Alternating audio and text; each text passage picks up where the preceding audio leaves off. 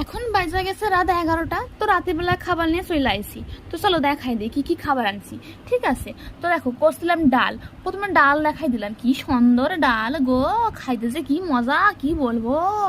আর দেখো এদিকে কি রাখছি বলো তো, ভাত রাখছি আর উচ্ছে সেদ্ধ রাখছি। আরে না না, আমি রাতের বেলা উচ্ছে সেদ্ধ করি না, এটা দুপুরবেলা করছিলাম, তো খাইতে ভুলে গেছি।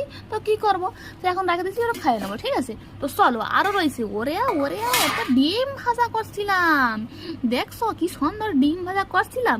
ডিম ভাজা খামু গো। আর সঙ্গে রয়েছে এই দেখো, এ হইলো কিনা জানো তো, একটা লাইলেন দিকে আমার সাথে ঝাল করছিলাম।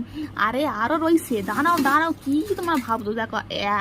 ওরে বাবরে, এরা কিরা গো, এ তো পটলের তেল ঝাল করছিলাম। খাইতে যে কি মজা কি বলবো তোমাদেরকে, না খাইলে না বুঝতে পারবে না গো।